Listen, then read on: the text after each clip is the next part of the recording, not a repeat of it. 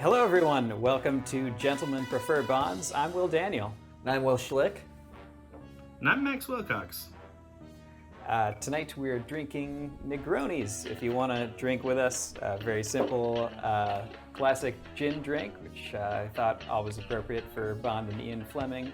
I think it's the drink Bond is starting to make as he's hanging out in his hotel room with Felix Leiter. It's just an ounce gin, an ounce of Campari, and an ounce of sweet vermouth in a glass with some ice. And if you're fancy, a little bit of orange peel. So, cheers. Cheers. And tonight we're dive in. talking about Thunderball. Cheers. So the story of Thunderball basically starts right at the beginning of the 60s. Around 1960, Ian Fleming is writing a treatment for what will be the screenplay of what he thinks will be the first Bond movie with this Irish guy, Kevin McClory. Fleming gets fed up with how long they're taking to do that, basically, and scraps it, and then later goes off and writes the novel Thunderball, which he bases on their treatment. And so he's using some of the ideas, like the villain Ernst Stavro Blofeld and Spectre that McClory helped come up with. He doesn't really understand how copyright works, so McClory comes back soon after that. He gets an advance copy of the book and sues Ian Fleming, basically wins the rights, the movie rights to Thunderball. Around the same time, Fleming is optioning the rest of the series to Broccoli and Saltzman, the two producers who end up making the series. Cut to a few years later, in the mid '60s, height of Bond mania. McClory is kind of threatening to make his own James Bond movie, and they basically just offer to cut him in instead of having a rival one. Obviously, it's going to make a lot more money at that point with Sean Connery as an Eon movie. They make McClory a great deal. He gets $250,000 in cash because he's a gangster, I guess, and they give him 20% of the movie's profits. They increase the budget from Goldfinger's $3 million. Thunderball is 5.6. Apparently, they're not really using that money to pay the actors anymore, but it's a huge production. They're just kind of making the whole shoot kind of a party, it sounds like. People are talking about how the actors had like yachts to hang out on in between takes, and just everyone's constantly drinking champagne. Terrence Young comes back to do this one. Let's see, Guy Hamilton, who directed Goldfinger, says he's basically spent and doesn't have any more ideas for what to do with James Bond. And he says that it's hard to do underwater stuff, and that's going to come off slow, he thinks. Well, this was based off of Never Say Never Again, too, right? Yeah. Okay. Yeah, so that's the movie that eventually McClory comes back and makes the same movie again. But by all accounts, Kevin McClory knows the Bahamas. He helps them find and secure some locations to shoot, but doesn't really have any creative input, just kind of takes credit. And he gets that's the other part of his deal, is he gets to be the only credited producer for this movie. Oh, wow. I would adore it if my title was Guy Who Understands the Bahamas. Yeah. That arguably on any film shoot in history sounds like the best job. It's like, what did that guy do? He knew the Bahamas. Like, he drank a lot of rum in these areas, so I could make that claim. Maybe I should look into that job. yeah. I've been in the Bahamas once or twice in my day. Guy Hamilton, who, as we just said, directed Goldfinger, knew McClory. They'd both been like grips, and they'd worked on set together in like the 50s, and described him, said he was a good guy, and said he's my friend, and then also said on a film set he's a fucking nuisance and can't get his shadow out of the frame in time. And he said it was a great thing when he graduated from crew to producers. He'd be more out of the way. So Terrence Young comes back to do this one. He says later that it's basically out of being kind of buddies and peers with Guy Hamilton, and just, oh, you can make the biggest Bond movie ever, Goldfinger. Well, I can do that too. I found out Terrence Young, his son was named Sean, so he always called Connery Jr. It's kind of cute. Got to Last Crusade also. Well, what say you? Do we just dive right in? Yeah, well, let's do it. All right. Well, That's a nice little dive pun. Enjoying it. should we dive right into the warm, crystal clear waters of the Bahamas? Yeah, Well, I guess maybe we should start by diving into the pre-credits sequence, which yeah, we have to. really quite famous, I think, amongst the pre-credit sequences. At least one element of it, the jetpack. Yeah, that is the Bell Aerosystems rocket belt. And there were two guys on the planet who were trained and certified to fly that thing. They both flew it for this movie. Producers asked them to do it without a helmet, and they said no. So they have to throw in the shot of James Bond putting on the helmet as he's escaping the Spectre agents there. Some pretty bad shots of Connery looking very casual behind a rear projection screen flying that thing. Yes, they're not good. I would say this has weaker rear projection than Yeah. even Goldfinger had. And then taking the the most expensive piece of equipment he's had so far and throwing it into the trunk of the car. Yeah, that presumably just gets shot a bunch because Yeah. there's about 4 henchmen that just sort of roll up to the car, and the only part of it that's sort of bulletproof is just the window. So like that thing's gone. That thing has been decimated by bullets. I'm not. I don't know. The henchmen In, seemed really, really intent on shooting the one part of the vehicle he specifically raised out of its resting position to stop bullets. They've been Yeah. to the Spectre henchman school. It's Yeah. on that island where they train the other guy, and apparently For men who half the can't shoot training is well? just how to shoot the spot that the good guy wants you to. Yeah. I don't know. I've seen the movie The Rocketeer, and apparently you can just put a piece of chewing gum on a jetpack. That'll patch it up. Those are my two favorite scientifically feasible action movies: Thunderball and Yeah. The Rocketeer. So that Absolutely. Yeah, works this is out. how I get most of my information. Yeah.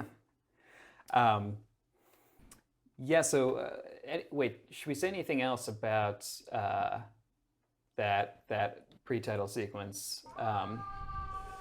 It's the first time that the gun barrel actually fades into the movie, because they had to shoot a new gun barrel because it's the first Bond with the full anamorphic widescreen, which good kind of epic look for a James Bond movie. Yeah. Then the very very French agent is there anything else a French agent can do for French station can do for you, Monsieur Bond? You gotta love the bad guy in drag. Yeah. It was a choice.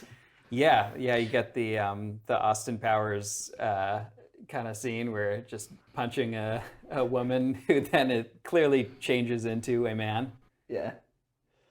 Yeah, it's very clear that the person under the veil pre-punch is not a man, Yeah, and then changes into a man. I like that fight. It's Peter Hunt. I mean, the whole movie with the action, Peter Hunt is really going crazy in the editing room. I think it kind of works despite kind of breaking all the rules and the speed ramping and everything. Yeah, the speed ramping gets a little bit It's a much little for me much, in that. I didn't know if that was a Terrence Young thing or a I think Peter it's Hunt thing. I think Peter Hunt is choosing to do a lot of the action that way at that point. that chair, when Connery throws that chair across the floor, I mean, it looks like a bullet train going over to the other guy. It's very quick. It looks like as if like also- a NASCAR car was secretly powered by the chair, and like none of us really knew that. Like Yeah. the whole time that most cars, it was just like you do know that the chair is what steers it, right? And everyone's like, oh yeah. Also, I like that it kind of goes back to the From Russia with Love, like guessing, Red Grant is a phony because he orders red wine with fish. The whole Bond just knows that this rich widow at her husband's funeral wouldn't be opening and closing the door for herself. So that's what tips him off, as Austin Powers would later say. It's a man, baby. Also, how do you think James Bond gets a jetpack and just sets it up there on the roof of the chateau? First, he doesn't I don't do know it. how There's no way that beats he them does it. back to He the has. house. There's no way that he does it. He has his companion do it. He's just like, he definitely has like a female companion that he's like, The French all lady. right, yeah. He's like, I'm gonna be there, and I'm just sort of, I'll have some drinks. I'll talk to some people after the sort of funeral. You go and you haul the equipment over there and just set it up for me. It'll be great. Make sure no one sees while you put it on the roof. Can I do it at night? And During bring the the day? helmet. Make sure you bring my helmet. Safety first. Yeah, I was Always. thinking we know that the DB5 has the rear machine guns. Might have been a little more useful against the henchmen that are charging in than the water jets. Yeah, I like spraying them with water. It's just fun and it's silly. Yeah, they're really helping him out there by diving straight into those things. Yeah, but it does make for a great transition into the title sequence. Yeah, so John Barry had written a song called Mr. Kiss Kiss Bang Bang, which was apparently the Japanese nickname for Bond. He had Dionne Warwick record it. It was all done. Then the producers said, scrap that song. We got Tom Jones. So he's like, you have to write a song that's like Goldfinger. They asked him, like, I think they basically said, make it more James Bond than Goldfinger. And John Barry, being kind of pissed off, apparently he wrote the song Thunderball kind of ironically to just be the most James Bond song ever, which it definitely is. Mm-hmm. Yeah, I find this song kind of weak for me personally. Yeah, I think it's fun. It's definitely not one of the better ones. You I definitely like just spend the time way that waiting for Barry- him to say Thunderball. Yeah. There's like a couple of really choice horn shots. Yeah. Well, and it's like Moonraker also, where in the song you're just like, you're using that word like it's a noun or a verb, and I don't, like, we're supposed to know what it is. Cool title sequence. I think first time, it's Maurice Binder's coming back, and it's the first time we get like silhouettes in a Bond title sequence, which returns for like the rest of the series. Yeah. Uh, All in all, I find the pre-title sequence for me is just okay. yeah. It's kind of fun. Some definitely some choices in there. I find the jetpack to be like slightly goofy, Yeah. and it kind of leads into like what I find to be a really goofy song. Yeah, Yeah. definitely. So for me, that part of the movie is just very average at best. Yeah, I think the rest of it gets better for me as well.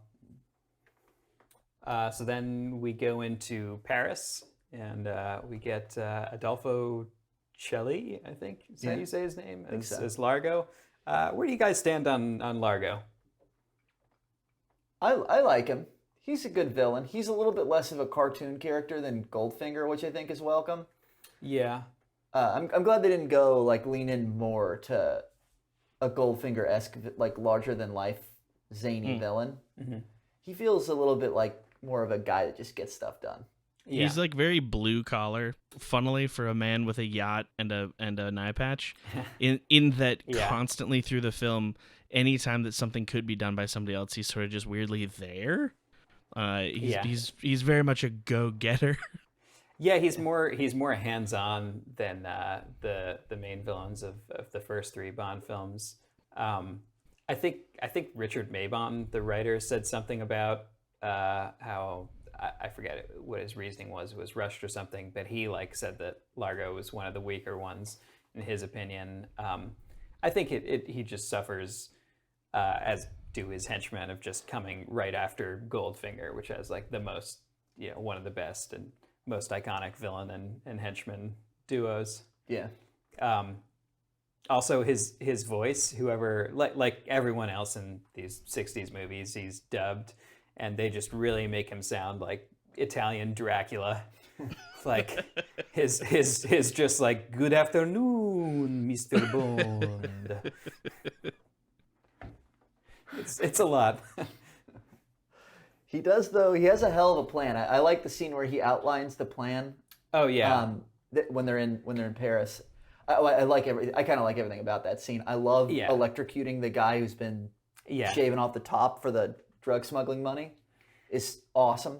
Him just basically blowing up in that chair, and the chair just goes. That guy into the that's ground. standing It's really there, fun. the guy in the chair is about as smug as a human being who's about to die has ever been.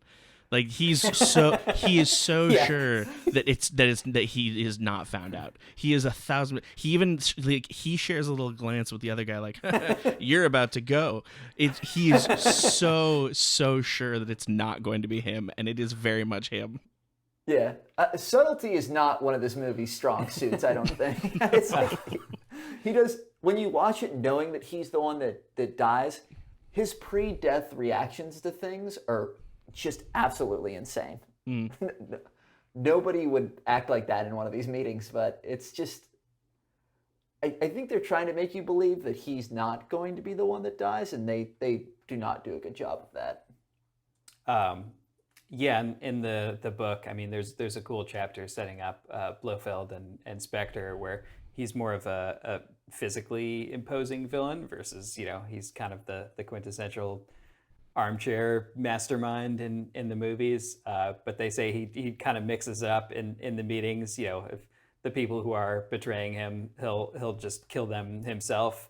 And he does the electrocuting chair thing, but also he'll just shoot them or strangle them in front of everyone. As well. Largo in the book is one of the more like James Bond counterpart. Like he's more the like appealing playboy type treasure hunter. Like he was what his cover was, the like playboy treasure hunter before Spectre recruited him, basically. Yeah. And they say in the book that the highest qualification to become a Spectre member for Blofeld is having a clean criminal record after a lifetime in big crime. Yeah, that's tough. That is very close to just it being like not a messy boy to being just like you had a big din and you weren't a messy boy, so now you get some crime pudding. And then Blofeld says that Jacques Bouvard was killed by an unknown assassin, and I was like, did they forget who James Bond is? Like in the few years since From Russia with Love, or like did no one notice that it was him when he's showing his face around at that estate and the church? Yeah. Also, driving what is just must be an insanely like. Noticeable car at this point. Yeah, you'd think they'd have the Russians had a very complete file on him, Smersh, in the novel From Russia with Love. You think Spectre would at least be like Aston Martin? Yeah, there's a lot of things like that in this movie that I find like really silly, sort of logical gaps. We'll get into them as we go into like various scenes, but yeah, there's just all sorts of stuff like that I found in this movie where you're just like, okay, I guess I'll just drop it and move along. Great Ken Adam set though, the Spectre boardroom. Yeah, gorgeous. That's pretty fun. Like I said, I really like the plot. It's a simple extortion plot, really, at its heart.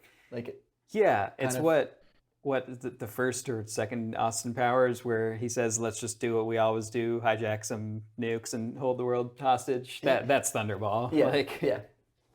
But it's a good plan. It makes sense. Yeah.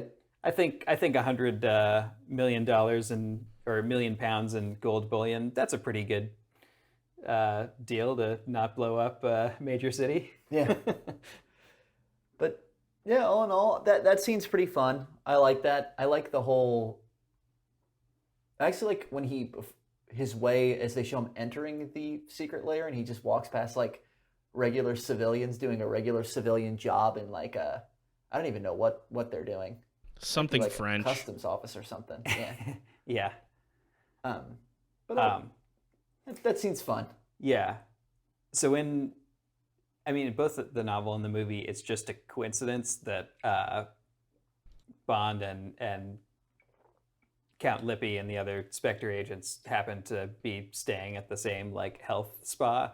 But that's kind of the beginning of the Thunderball novel, is just setting up how Bond is flunking all of his like health reports, and he's in bad shape, so he gets sent off to this health clinic. They have to whip him into shape, and he's not drinking and smoking and stuff, and eating his veggies, because I guess Ian Fleming had to do something like that at this time, and firmly rebukes it by the end, where Bond, coming off of his mission, has to said like, "Oh no, I'm going on a mission now. Give me my whiskey and steak," basically. But I think Largo just says like, "Oh, Count Lippy's staying at a health clinic," and that's the only mention we get of what that place is. And then he says the line to Moneypenny on the phone that's like, "Oh, Moneypenny, like, you do this for me. When I see you again, I'll put you across my knee." And she says, "On yogurt and lemon juice," which doesn't really make sense if you haven't read the book. It's a bizarre line to throw in the movie. I like that when they say Count Lippy's staying at this rehab center, they just cut to immediately not very subtle shot of James Bond's very famous Aston Martin in the parking lot right in front of the building. Yeah. Again. Also, he sees the symbol on Count Lippy, the like Chinese gang tattoo. Yeah. Describes it to Moneypenny just as like, it's a red square with a spike through it, and she draws it completely right. She draws it flawlessly, and not only that, but that tattoo is in quite possibly the oddest placement for a tattoo that has been designed by a human. Like on the top of the forearm, but a bit above the wrist, but below the elbow. Like, it's nonsensical that any human creature would get a tattoo there, especially one that is incredibly incriminating. Yeah. I love too that he has this weird bracelet to cover it up. Yeah. But he has it in his hand, and he chose to have this entire interaction with James Bond before he puts the bracelet back on. And again, I feel like they think they're being like a little bit subtle with that, but it's very clear they want you to notice him putting on this bracelet. Yeah. Because in the next scene, when Bond's on the weird back stretcher, Yeah. sure enough, that really noticeable bracelet comes into frame to speed it up.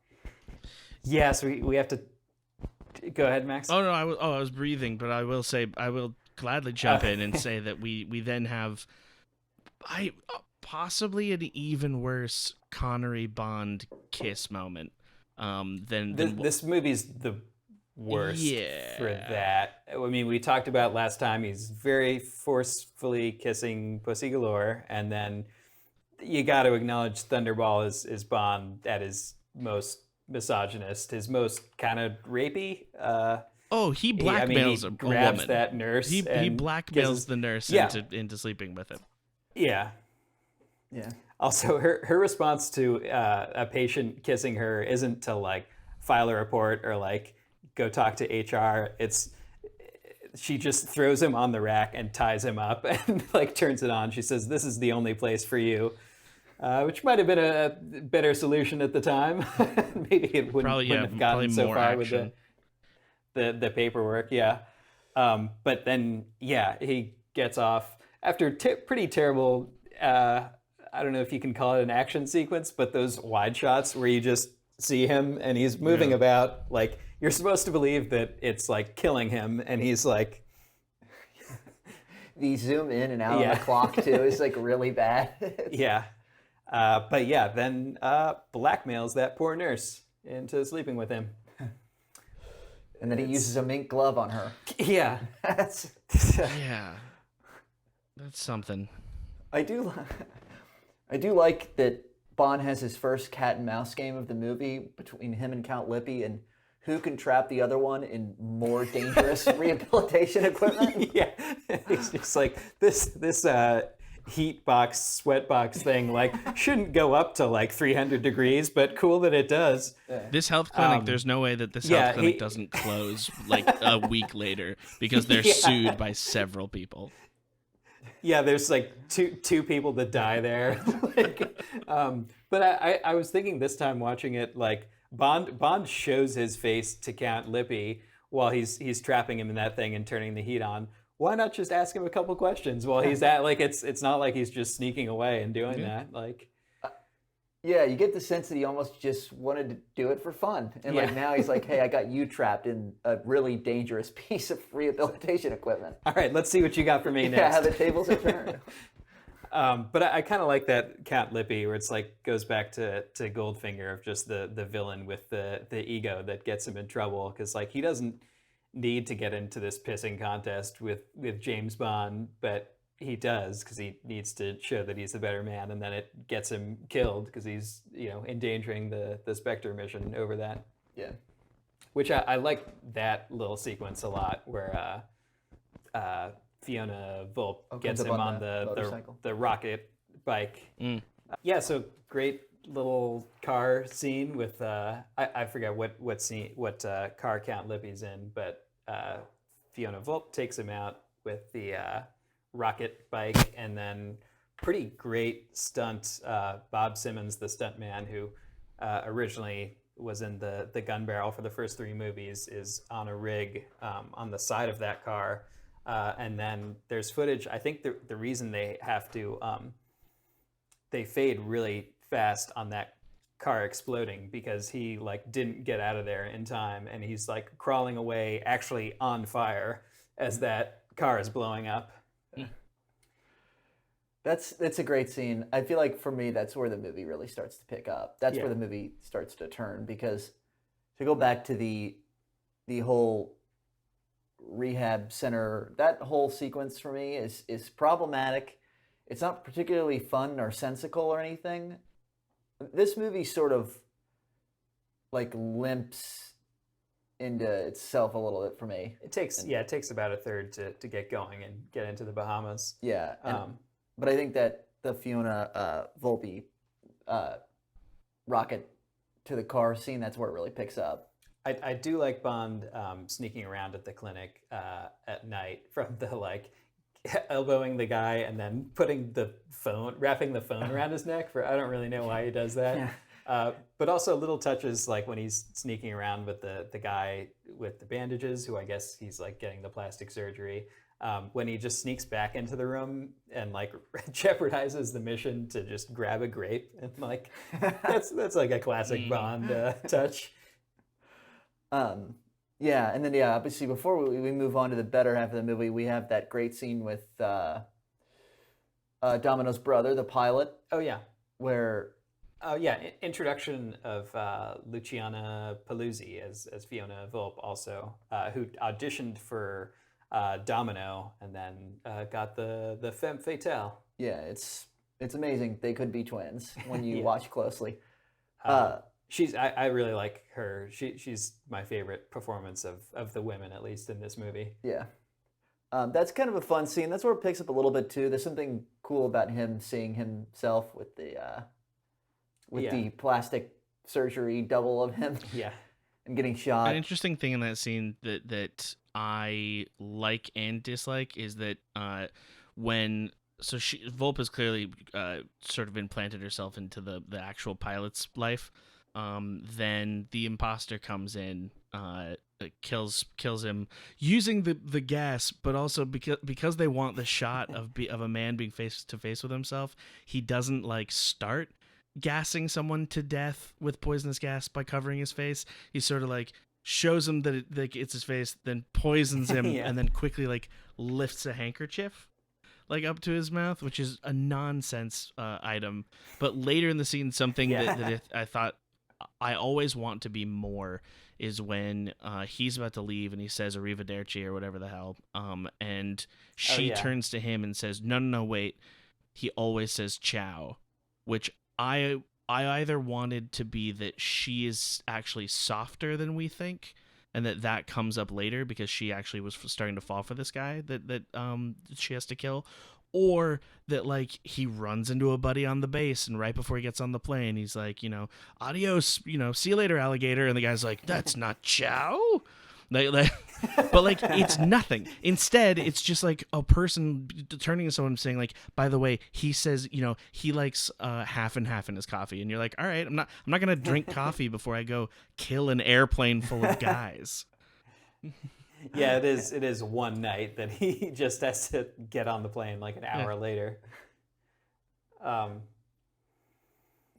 What else should we? Yeah, I guess then we have the whole heist sequence where he gasses the guys on the plane, touches down in the Bahamas, and then we meet Largo again and the timid Polish scientist type. And yeah, first underwater sequence. I gather the movie. A lot of fans call this one kind of boring because the complaint is that the underwater sequences drag. I agree that like obviously if you shot this movie now, you got to cut 30% of that, and not even you could have the same things happen and just speed it up a little. I like them though. I'm happy to go along with them, and I love the John Barry music, and I think it's, I don't know, maybe it's because I also love swimming in the ocean and stuff, and I still like, it's just cool to watch people scuba diving on a sled and grabbing missiles and stuff. I like them for the most part, and in this instance too, when it's your first time being underwater, you don't really think about it much. And I like that Largo actually goes down there and kills the imposter Domino brother himself. Yeah, which is a fun little. It's like your first it's your first instance of him being a little bit more of a hands-on villain than like a Goldfinger or something. It shows he's going to pose a little bit of a match physically to Bond, which I like. Do you think we're supposed to believe that they don't kill that guy if he doesn't ask for more money? I was wondering that when I watched it. It's like I feel like they were going to kill him either way. There's literally no world in which that Libby man lives. There's not a world in which that man is going to be like, all right, and now you get to go and, I don't know, see Spain, which you've always wanted to. Like, that man's dead. Don't tell on what we did. You can go say ciao in Argentina if you want, adios in Russia, whatever you want to do. They make a big deal out of him like committing the sin and paying for it, of asking for more money, which first off, £250,000 when Spectre stands to make 100, like, that's pretty fair for the guy who gets them the nukes. Again though, just another really odd choice by this movie for me. Like, to show Lippy pointing the gun on him like, all right, Buster, we're not gonna pay you, like you never were, right?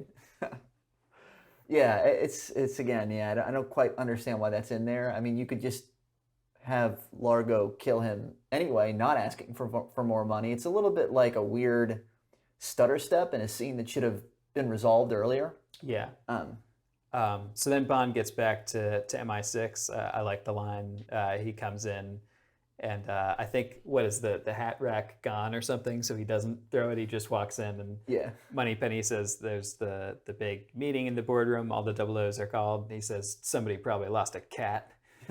And then another awesome Ken Adam set, that huge unbelievable globe, and just that huge room. I will say that in that room it is supposed to be like a big secret meeting, and they do say several times as to like how very secret it is, and like every time I look at the massive windows in the back of that room, and I can imagine just like a guy cleaning other windows, just being like, I wonder what's going on there. That's an awful lot of important people. It's just Dick Van Dyke cleaning a chimney with a bad British accent, wondering what they're doing in there. Oh, I will say also that moment's really cool because it is, we've talked about it before, it is the moment in the films at least that shows that there are exactly 9 00s. Yep. Which is like 40% of them will die this year. But. God, you gotta get on this. You're losing so much 00. Yeah, that'd be great if Bond gets back at the end of this movie and he's like, well, I was right. Like, the bombs were in the Bahamas. Like, everyone, like, have a good time on their, like, bullshit vacation outfits. And they're like, no, 003 died. Like, he just fell, and, like, 004 got mixed up in a gang thing. And, like half of them are dead. He was helping some weird American guy pretending to be a brick cleaning a chimney, and he just fell off the roof. Yeah, we know it doesn't take a lot to kill most double O's, considering how prestigious the rank apparently is. But it is a really cool scene. It's cool to see that there's 9 O's. I love the gigantic, globe in the picture. The picture coming up. That's one of Ken Adams' best sets. Yeah, and then Bond has to go request reassignment with the argument like, I was just at rehab because I drink too much and eat too much red meat, and I saw this guy who was dead, and you say he's alive, so I should go to the Bahamas probably. Well, yeah, I think in this though, he wasn't there because he was drinking too much. They do a very nice they change. don't. He got hit by a fire poker. Oh, so you think he's supposed to be recovering from the Bouvard fight? My understanding is he's recovering from that fight because that's the first thing she points out is how bad his and when he's on the bruises phone in with his back. Moneypenny the first time, she definitely says, because he calls in to give her that advice or gives her the box with a spike in it, she definitely says that like he's supposed to be off. She like implies that he's on a break, he's on sabbatical, which comes off like if he was really in the doghouse, like I feel like in the film her line would be more pointed because she's the one person who can actually sort of like give him shit, and she doesn't really do that. Yeah. Yeah, and in the book, it basically amounts to coincidence, like him being at the place with Lippy, where they send him to the Bahamas. M purposely sends him to the Bahamas because he's like, it's probably not, the bombs won't be there. Yeah. Again, I that's another choice I find like a little bit cheap. Like I think there's like it works better in the movie. Yeah. Yeah, yeah. Just the whole coincidence of him being there, though. Still, when Lippy's there, is like coincidence is good when it makes things harder for the character. The fact that it makes it so much easier for Bond really bugs me, and it just points it and makes it feel that much more like a. I do like in this scene where he is sort of asking M for this new assignment, that you do get to see progression weirdly for M and Bond's relationship, because if this was a sort of a mission or two before, if this was the first movie, then M would have sort of like held up more, but instead M like full-throatedly sort of supports Bond, and like when the government man is like, oh, I don't know, M sort of like slaps it down immediately and is like, if Bond says that this is happening, it's probably happening, so go ahead, like go for it. Yeah, it is a nice moment where M and Q are always consistently just cranky at Bond, but it's nice to have those few moments every movie or two of just like, nah, he's my man and I trust him. Yeah, I think he's just riding high from the whole Goldfinger thing. He's like, I got to be nice to this guy. He's like, all right, really saving the Western economy was pretty good. So then, as Moneypenny says, like take the picture of Domino. How will you know it's her? Couldn't miss. She's 2 moles on her left thigh. Left thigh.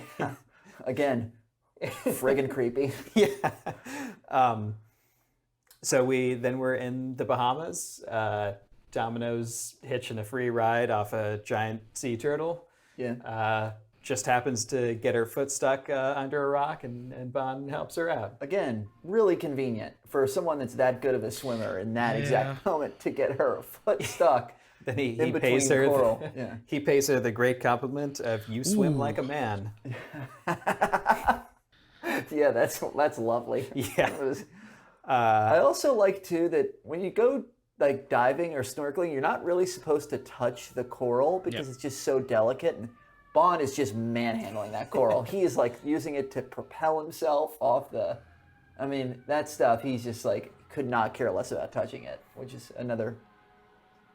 So this scene, we get the return of Martine Beswick, I think her name was. One of the fighting gypsy girls from Russia with Love. Terrence Young remembered her from that. It was like, oh, we should bring her back as the MI6 assistant. When she came in to screen test for it, they were like, oh, like we thought you were tan, like you're way too pale. He was like, sorry. And they were like, well, you're supposed to be like local girl who like is, spent her life in the Bahamas. So they sent her down like a month before filming started and just paid for her to sunbathe for a month basically and get a tan before the movie. Yeah. Those were different times. And then Domino is Claudine Augier, formerly the Miss France Miss pageant World winner. France, whatever. She's dubbed by Nikki van der Zyl, Faye Dunaway, Raquel Welch, and Julie Christie all auditioned for that role and didn't get it. Yeah. I find my first observation about Domino is she's the most noticeably of all the Bond girls so far. She's the one that's most noticeably being dubbed. She's not speaking English and not even attempting to mouth English words in some scenes, and it's mildly distracting sometimes. Well, and again, like Ursula Andress, I think she spoke pretty fluent English. They just thought that her French accent was too strong and just had her completely dubbed. But she was speaking English, and you can tell that she's mouthing English words even though she's being dubbed, and it matches really well. It's pretty clear she's being dubbed from the get-go in this movie. I think that she's the clearest Bond girl that we've had so far, in that she fits that exact bill of like being related to the plot, ending up being central later on, but still being sort of like being someone that Bond can pursue, that towards the end you can imagine that they'll end up together, and I think that the best Bond girls are always the ones where it's like you can picture a world if there was never another Bond movie where it's like, these two sweet kids saved the world and I don't know, put a henchman into a barrel of monkeys and now they're gonna live happily ever after. Yeah. I'm going to take a quick pause here because I want to ask a question. On the subject of Bond girls, do you consider Martine Beswick a Bond girl? Playing Paula Kaplan in this movie. The assistant. I know what you answer, Max. I'm willing to concede her. I don't think Bond sleeps with her. I think she's a pretty lady who works for MI6. And what about the girl at the rehab center? Now that's tricky. I knew those. Featured in, both of them very much featured in the advertising campaigns as Bond girls. They're on the posters and everything all around him. What about the woman that he strangely takes her hand in the rehab center because he doesn't know what's going on? Oh well, she's definitely a Bond girl. So I like coming out, hitting the fire alarm. What's happening? What's going on? And just grabs that stranger's hand and says, "I don't know. Maybe it's the front door alarm." Okay, sorry. Back to the movie. I think Domino's a Bond girl, and I would argue the femme fatale. She's not though, because she's a femme fatale. She's not a Bond girl. That is she. I can be disagree. both. She literally, and he kills her. He kills her. You can't be a Bond girl if Bond kills you. Well, technically, fine. But he creates a scenario in which she dies and not him. Yes, he's the architect of her death for sure. Good, really expert placement by his hand. By the way, the bullet I guess goes right secret in agent. between his fingers. He's a secret agent. I'm meant to believe there. I love the cut to the henchmen too when they're like, "What is up with this guy? Like, what did he just do? Like, he used her as a shield? Who does that? Like, we're going home." They're like, "I'm on the first pontoon boat over to Haiti. I don't want anything to do with this guy." They all just walk away. I apologize. I have to step away for a half a second. But honestly, continue talking because I think that's funnily more interesting. Yeah, keep it up. Okay. So then he goes to lunch. He has lunch with Thunderball. He has lunch with Lady Thunderball, as I just said. Yeah, okay. I think you're forgetting her name. Nice save. That's her name, Domino Thunder. Well, I guess she's only his mistress, though. Yeah. Okay, so I want to talk about how weird that is, that like they don't say mistress. She says kept woman, and Largo calls her his niece. Like, Yeah. just, I know, like, it's How weird is that? 1965, like, we haven't come up with, like, sugar daddy, sugar baby yet, but, like, just say that's your girlfriend. Like, don't, everyone knows what she's there for. Like, don't call her your niece. Yeah, but like to call her a kept woman or a mistress, to me implies that Largo's married. Yeah, Is especially a mistress, yeah. Yeah, is he married? I don't. I don't think we ever, Yeah, that's never He implied. doesn't wear a wedding ring other than the only ring he wears is his stupid little octopus ring. He's just embarrassed by having a beautiful young woman around. Yeah, I mean that's all. Like, it's a very odd arrangement that he has going with her. I also Imagine if like 15 years ago, Donald Trump was like, "This is Melania, my niece."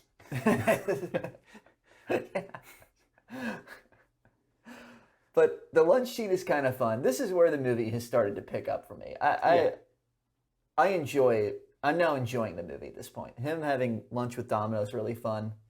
As creepy as it is that he says he knows her name by the little ankle bracelet she has on. Yeah, what sharp little eyes you've got, Mr. Bond. Yeah. Wait till you see my teeth is a great line. Yeah. I feel like this movie too, Terrence Young and Sean Connery are doing the maximum of their like funny quip Bond. Yeah, They're like, Richard Maybaum is writing some good lines there too. Yeah, especially when you get to Bond with Largo and then Fiona later. Yeah, they dial it up to 10 in this movie, but it works most of the time. Yeah. So where do they go from the lunch? Oh, I think we get our first glimpse of Felix on the beach. Yeah, never trust a guy wearing a suit on the beach. Yeah. Another really weird thing about this movie, again, that just was like, why is it done this way? Bond knows Felix. This is the third time in 4 movies they've done something together. Yeah. He passes Felix a lot of times in really noticeable things and doesn't notice him. And I feel like what they're going for is they're trying to play up that Felix may be a bad guy, and that bugs me a lot. Yeah, every single time. Yeah, and it really bugs me. Yeah. They're just emphasizing look. It all builds to my fan theory that as Blofeld threatens in the movie Spectre, he erases part of Bond's brain that allows him to recognize faces. So Bond has face blindness and never recognizes anyone. Yeah. Least of all Felix Leiter, his friend. His friend, who the scene, we can really just jump to the scene because it's pretty shortly after, when they're playing Baccarat at the casino, where Bond has the most insane luck of all time. It gets like 3 8s and then cards. a 9. Yeah. Yeah. Felix is sitting right across from him, and he doesn't notice him or acknowledge him. Yeah. He's just in so plain view of Bond that it's really bothers me a lot. I love that scene.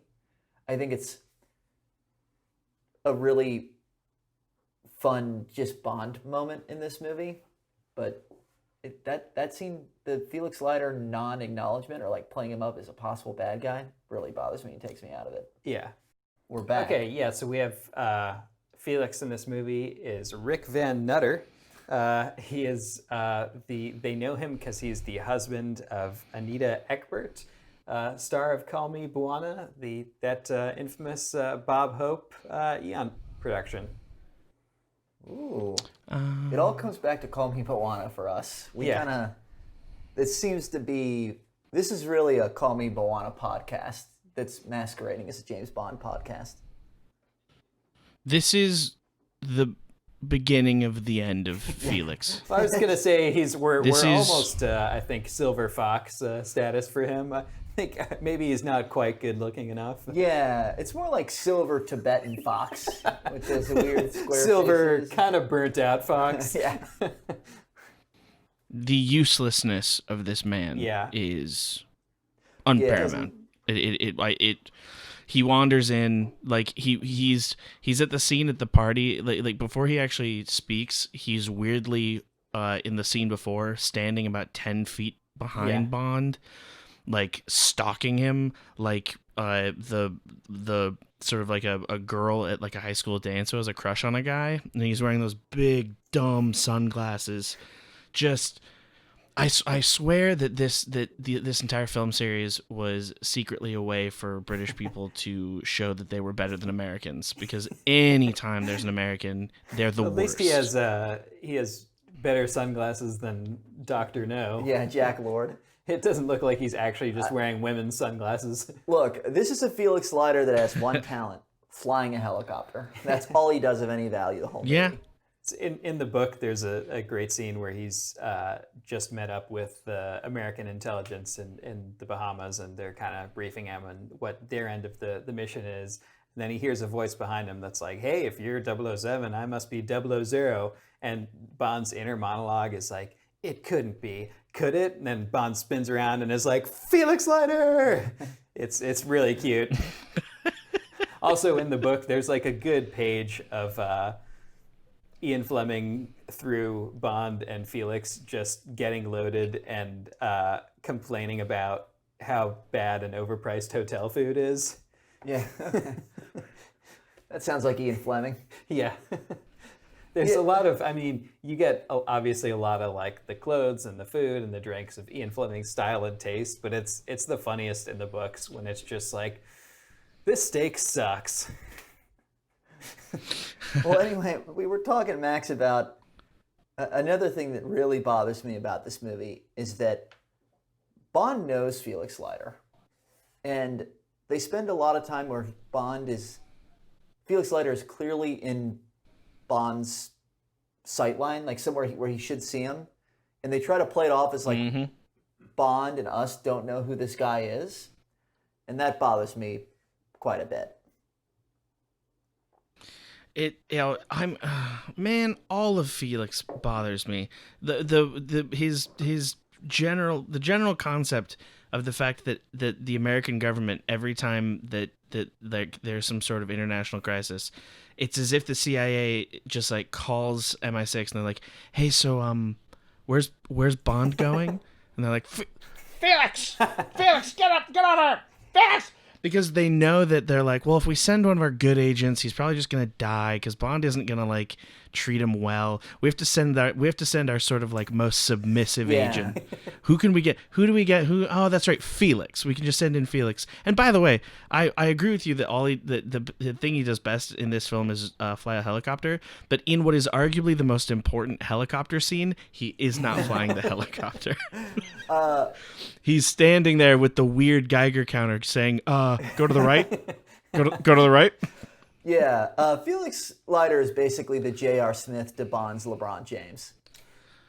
Yes, is 100%. I think is what you're saying. Which is that Bond spends most of the time sort of pointing in the direction he wishes he had gone. Well, then I think the CIA guy says on the phone, like, okay, where can Felix meet up with Bond? And MI6, Moneypenny or whoever is like, no. Remember, James Bond wants Felix to kind of sneak up on him and like not announce himself for a bit. Just kind of like make sure Bond requires at least 36 hours of hovering before a formal introduction between these friends who know each other is Tickling made. from behind is optional. James Bond, it's a surprise, but not mandatory. Yeah, James Bond wants every one of his sort of interactions to be like a 6-month anniversary with a girlfriend that you weren't sure if she celebrated 6-month anniversaries.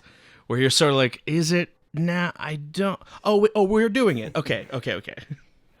But yeah, so that takes us. I do find the whole first sequence in the Bahamas all kind of fun. The domino lunch, the casino scene where Bond has the greatest run of hands of all time is very fun. Oh, let's talk about the casino for another minute, because I love the way Bond just he says it once, which is cool, but then he keeps saying Spectre to Largo at the table, where he's like, he's like, so I thought much. I sensed a Spectre at the table, and Largo's like, what the fuck do you mean?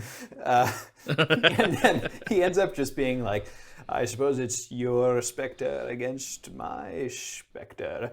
At which point Largo should just be like, we get it. I'm part of a criminal organization. It's called Spectre. Does anyone care? I love the whole time too. He's just flashing that ring in the frame. It's just so obvious. Vanity, as Yeah. Bond later says. Yeah, I love this movie. How subtle they think they're being by being incredibly unsubtle about everything. Max, I don't know how you feel about Largo's girlfriend or mistress being called his niece, but we think it's incredibly tasteful and not creepy at all. I think it's really great when she's definitely having dinner with Bond, and she says sort of the saddest thing I've possibly ever heard, which is where she talks about meeting him, and she's like, I found him, I guess, I was attracted to him then, or she says sort of like some implication of like, I'm, please help. Yeah. I'm so very fucked. This creepy man is just like, I have to live on his boat all the time. You thought that I had my legs stuck underwater? I was killing myself. I was 100% just like, oh no, my leg is. I wanted to die. That's a pretty good theory, Max. I like that. I'm gonna choose to exist. That's what happened there, because I can't. She's not. Hey, she's not super happy when she gets up to the top, and a man she's never met tells her that she swims like a man, Which should make anyone happy. That compliment. Yeah. Yeah, exactly. No one's ever said that to me about my swimming, so she should feel very, very lucky. But let's see. So yeah, the casino scene with Largo and his niece, and I love too that Varga, for a man who has no vices, man, he's enjoying himself at that table. Oh, Mr. Vargas. I Yeah, think? Vargas. Yeah. Yeah. I love that our opening scene is him sitting at the table, participating in a very common vice. Yeah. Also, I like that there's just like 100-year-old woman next to Largo at the casino. Like, just not something you always see there. Yeah. The whole casino scene I think is pretty great. James Bond films constantly have just exceptional casino scenes. And then we have, you know, what has become a classic of like Bond sauntering up to the main villain and essentially just like daring them to. So one of these times they should just shoot him at the club and be like, I mean, I could buy the club. Yeah. Like really at what point? But then we finally get sort of like some salient forward motion in the plot where Largo invites Bond to his house the next day, and also Domino says that they'll be sleeping on the ship tonight, which has the coolest name of possibly any ship in history, which is the Disco Volante, which is just it's that hits even now. Like that was cool then. It's still so cool. Also, that's like they built that whole ship, and like that's a really cool. It's a really cool ship. They created the little underside wings on it are really cool. Everything about it's pretty, the like speed wings. It's really cool. So before he goes to lunch, I think then he's checking out he's trying to photograph the bottom of the ship to see if it could possibly fit the bombs going on there. Yeah, I think we're passing over some pretty cool stuff though. I believe that the morning after the casino scene, they meet up with Q. Okay, yeah. And that's a fun Q moment. Q in his Tommy Bahama shirt and his bucket hat is like really just absolutely silly, which I like. The little rebreather tube is one of my favorite gadgets because it makes perfect sense. It's not illogical. It's very practical. Yeah, I like that. And it's probably the gadget that gets used the most by Bond, and that it gets him out of like 3 different situations, I think. Yeah. I love the little homing pill. Yeah. I love that he's like, what do I do with it? Yeah. Yeah, he seemed like when he was... I love the idea that if Q had this, that he would not have the instant they created it been like, okay, Bond, you have to swallow one of these every day for the rest of time because I don't trust you. I mean, they basically do that in Casino Royale. Yeah. They get there. Desmond Llewellyn said that they called him down to the Bahamas to do what they refer to as the rainy day scene. So they were waiting for it to rain, and then we'll go indoors and shoot the Q scene. so he was constantly having to like check in with a crew member and being like, "Can I go into town?" And they'd like stick their head out the window, be like, "Still sunny? Yeah, you're good." And then literally he hangs out in the Bahamas. You know, they pay for his lodging, food, and everything for like a month. They're like, "You know what? Go home." He flies back to England. They shoot his stuff at Pinewood weeks later. Amazing. But yeah, that's a really fun scene. I'm trying to think if there's anything else that we get in there. We can do some of the scenes out of order as we remember them. Well, if we're going for Q, we can literally we can notch off everything that he uses and that he has, and this is classic, great Q stuff where he gets the rebreather, he gets the flare gun he uses towards the end, he gets the pill, he gets the Aqualung combo camera jetpack thing. Yeah, that thing's weird. That for some reason shoots out yellow smoke for no discernible reason. I think there's a discernible reason. I think it's just James runs Bond on- was here. It's to make it that James Bond was here, and he was also here very briefly because he's so fast. Greatest spy ever.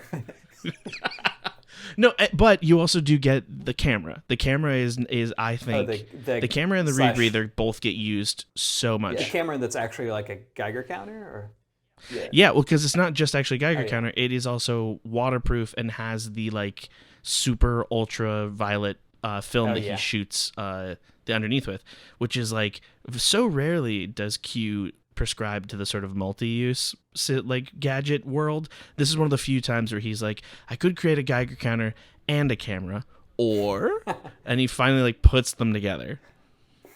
Yeah, it is a fun gadget though. And then Domino has to break it. yeah. Ugh, Domino. She can swim like a man, but she handles a camera like a girl. Yeah. So I respect Domino as a person and her right to date whomever she chooses. I will say, if you're dating someone, you go over to their house for the first time. They've got their swimming pool, but a second swimming pool that's just for sharks, kind of a red flag. Yeah. Mm-hmm. I like that. I think he describes it as he collects big game fish. Yeah. And it's like, no, I mean sharks. Yeah. There's no marlins in You there. can call them sharks. Yeah. Yeah. Also, it's a made-up name. He's like the notorious golden grotto sharks, the most ruthless. It's like, oh, these sharks are mean. Yeah, I do like that because it does imply that there's sort of like a timid shark, like not sharks that don't attack humans or anything, but like a shark that we know scientifically is meek. is Yeah. That's the lunch scene is very, very fun. That's where they have rum Collinses. Oh yeah, but is that what happens first? The guy getting eaten by sharks, or does he? I think Bond goes to lunch after the guy's in his hotel room, right? Yeah, he goes to. Okay. Yeah. Yeah, I gotta say, I'm envious of anyone who has that hotel room shower, because Bond turns it on and it is instantly scalding hot and burns the assassin. Yeah, that hotel room. This is a really cool set. That's a cool Ken Adams set Yeah. too. That has like a really cool modern vibe to it. It's I would just live in that between the hot shower and the design. I love Yeah. that hotel room. And then I like throwing the guy out and saying, "Tell your boss the little fish I throw back." That's a nice burn. I love too that Bond gets really angry before he leaves. Someone gives like a shout where it's like, "Hey, is everything okay at home? Like, are you okay?" Yeah, yeah. There's no reason, like, he's not offended that guy's in there trying to kill him, and then all of a sudden it's, "Get out, move!" But yeah, that's all of these scenes are solid gold. This is really the meat of Thunderball that I like. Collecting big game fish, aka just one specific kind of shark, hilarious. I think that's the skeet shooting scene, right? Yeah. Yeah, and we should set up that while in what is a very, very smart sort of storytelling device, Bond thinks that he's getting exactly what he wants by going to lunch, but at the same time, Volpe? I always say Volpe. I was dude. just- That's 'cause I- I'm uncultured I- swine. Every time I Did looked they- at her, I was just like, the mean one. They don't really say her last. They never say it in name. the movie, I don't think. Yeah, Okay, it's so kind of that's just we're nerds, and it's like Ewoks or something, and we just know that. yeah. I call it All right, so I call it Ewoks. all right, so fine. So the mean one, at the same time that Bond has come to lunch, she has gone with the higher end goons to go and kill Paula, or to They're kidnap gonna Paula. kidnap and interrogate her. Yeah. And she, in the most metal of choices, kills herself with a cyanide capsule. Yeah. Yeah. Which is like, Bond doesn't have one of those. Like, she's like an actual spy. It's Yeah. really, I would love to see a series of her exploits, because she seems like an actual spy that only dies because James Bond, like, walks up to the villain and is like, "Hi, I'm James Bond. This is a spy. Yeah. I know you won't kill me. Please don't. Oh, you killed her. That's unfortunate." Yeah. Yeah, Bond. she's good at her job. All the women are pretty strong, honestly, in this movie. Yeah. I think one of the Bond novels I just read, he like gets his equipment and he gets his cyanide pill and he's like, "Ha!" and throws it away. And it's like, oh, so you suck as a spy. Like, That's the exact point of Bond would never take a cyanide pill. I doubt he'd even carry Worst one. spy. James Bond is just the worst spy ever. Yeah. Paula rocks. She's a really fun. I think she's one of the more memorable, like, kind of side Bond characters for me. yeah. Her death is really cool. Taking the cyanide pill, she's pretty cool. That's a really fun. They don't have those sorts of characters enough. I wish that they had paid her the sort of homage of letting her like beat one of the henchmen.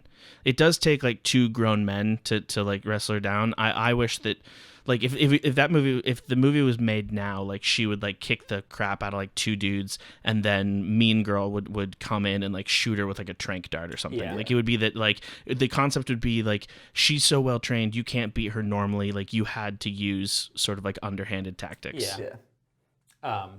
Yeah. Domino, a bit cooler and stronger in the novel, but even in the movie, I mean, she still kind of saves the day and kills the main villain / her abuser at the end, which is good. Yeah, and totally has PTSD. Yeah. Like, I think. ooh. Yeah, Domino really thrives off like having emotional intelligence and strength. Like she's very, very much knows like herself and is able to like handle herself. Like when Bond tells her that her brother dies, like she responds with the appropriate amount of sadness, but knows like, oh yeah, okay, well, Yeah. And Stuff's knows going that on here. she could be killed immediately walking back on the ship, but it's just like, no, I got this. I got to do this. yeah. It is really pretty funny when Bond is like, "Your brother died," and she's like, "Oh man, hey, that creepy Swedish dude's over there." It's Oh like yeah, well, that's one of it's so stupid, but for some reason that's always been one of my favorite like post-death one-liners is nailing Vargas to the tree with the spear gun, and then I think he got the point. Yeah, like doesn't really fit, but does sound really cool. Oh, I think it fits. I What think what was the point? What was the point he was supposed to be getting? I think that's the line delivery that makes it so cool. Bond. Maybe Yeah, that's it. totally. Connery just says it really well. He delivers it so well.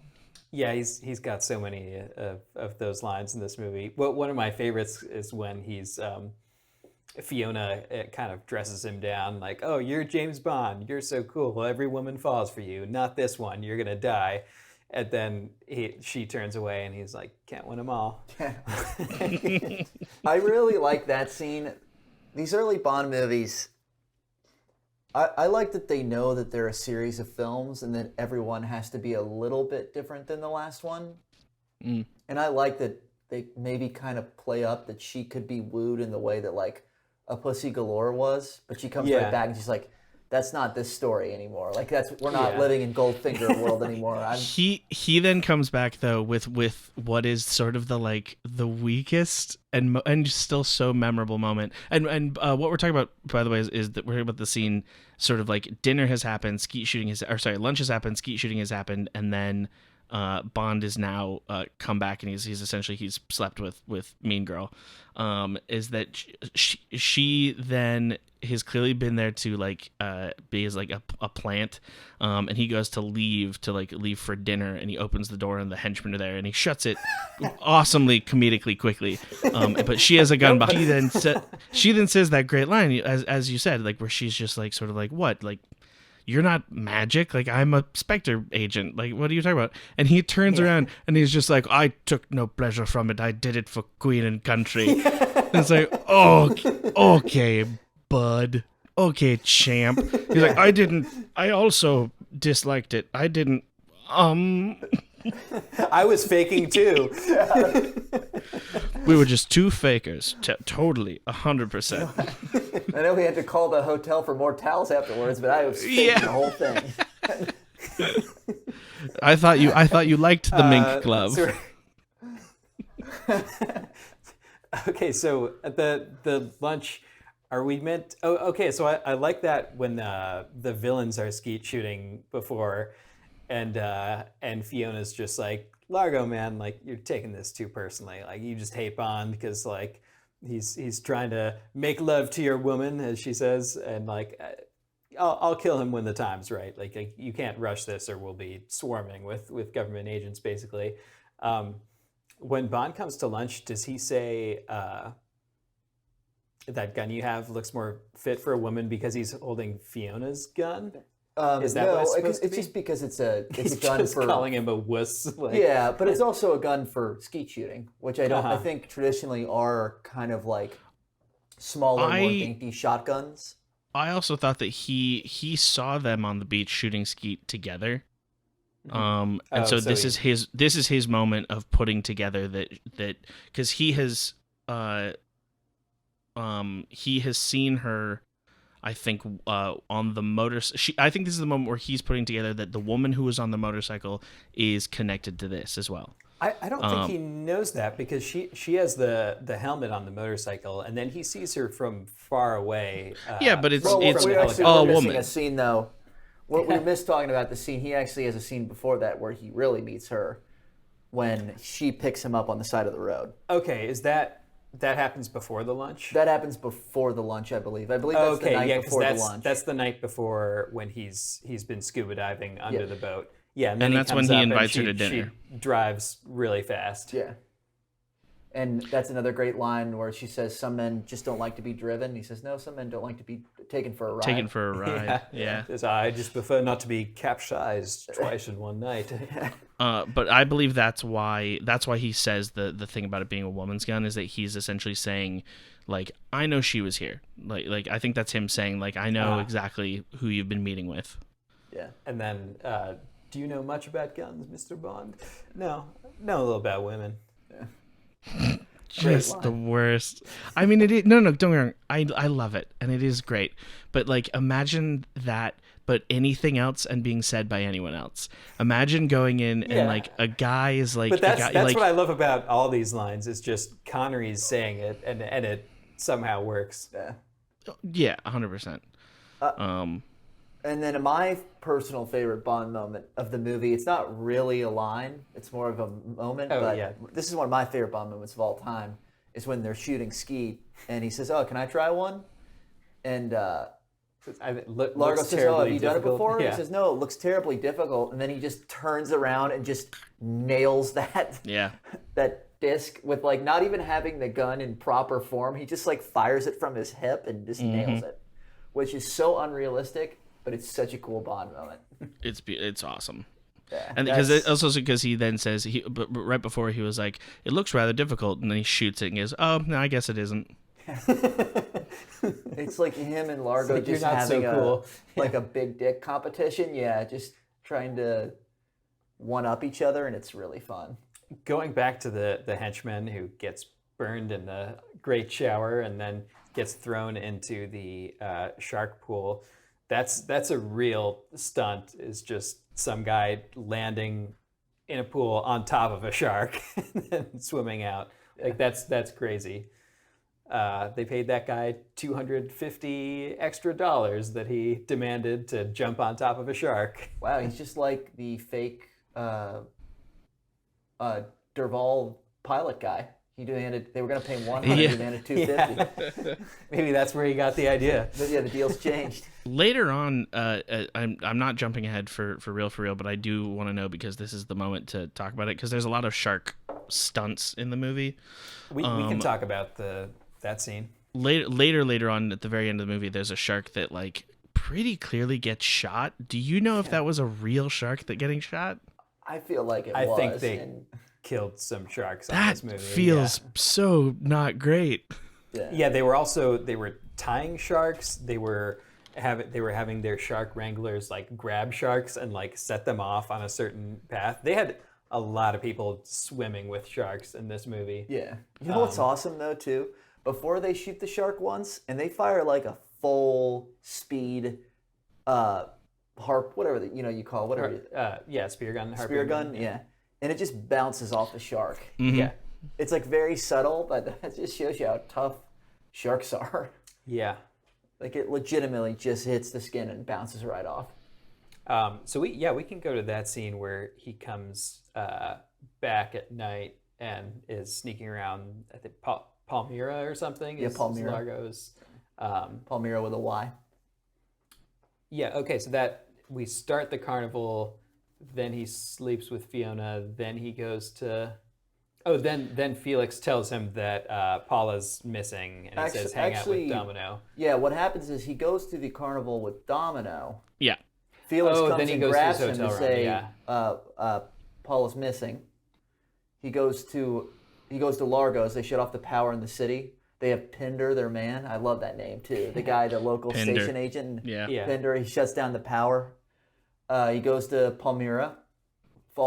I'd love the scene where they put him in the shark tank and he swims out the little exhaust hatch with his. We gotta talk about that because do you know the story there? No. Okay. Ken Adam is talking about designing that pool, and he's like, yeah. So we had plexiglass, plates, sections to separate. So we do, like Raiders of the Lost Ark or Dr. No, even with the tarantula that Connery was afraid of. Connery's afraid of a tarantula. Bet your ass he's afraid of a shark. So they're gonna separate him with plexiglass away from the shark. Looks like he's swimming with it, but they don't get enough sheets of plexiglass, so they're missing a 4x8 sheet. And instead of buying a new one or waiting for that to come in, they're like, okay, let's just do it, and we'll not tell him. And so before Terrence Young's talking in an interview about how, we told Sean, like, we've got the glass in between, and Sean's like, he's like, don't worry, the only way a shark will get to you is if it like jumps over like a dolphin, and sharks don't do that. Connor's like, are you sure? He's like, yeah, you're good. But then there's a 4x8 section missing in their wall, and they don't tell Sean Connery, and he's just swimming in it. So that shot where he's going through the door and a shark goes right by him, that's completely real. That's Sean Connery, and he can't really see underwater, so he doesn't know. Like, that's him realizing in the movie that there's a real shark that's just about to like graze him. Jeez. So that might be another reason that he hated these producers for years. Yeah. A good stunt though. Looks cool. It looks incredible in the movie. Yeah. Yikes. But anyway, so then he goes back to his hotel. Well, yeah. Then they shut Bond and the henchmen fall into the pool. They're like, fuck that henchman. Like, cover up the pool. No one. They know there's a door to like the not shark pool, and apparently no one's like, hey, should we just check the other side of that? Nah. Well, they do the same thing when they know that Bond is like taking pictures earlier when Bond's taking pictures underwater, where they just like they clip his scuba equipment, and then like they pick it up out of the water, and they're like, look, it's scuba equipment, and they're like, great, we'll go tell Largo that we hurt his scuba equipment. Like the amount of times that they sort of assume that like that James Bond like can't swim or something. Yeah. Like it's pretty magical. Yeah, this is the lead scene where they go back and Largo's like, oh great, like you found his body or like his hand or something. No, flipper. Like, yeah, I have a scuba suit. It's water. You can't Yeah. you can't be in water without a scuba suit. That's what Austin Powers really is like what would actually happen if henchmen like that came back to the villain's lair, like, yeah, we found a fin, like, oh, okay, you dumb idiot. Like, where's the man? But after that they get I love that the carnival just goes and goes, and they keep on cutting in those, like, they clearly went to the street carnival one time with one camera and one guy and had him shoot for about 10 minutes because they keep cutting back to the same shots. That's a real carnival that went on for like 10 hours that night. They just filmed some of it. And I love that, like, they never give you the cultural relevance or that like it will go on for a long, long time. They're just sort of like, yeah, there's a carnival. And then, like, we're just going to have an hour of this movie take place over like 5 or 6 hours and just keep cutting back to like a man with a trumpet just like going like just in your face.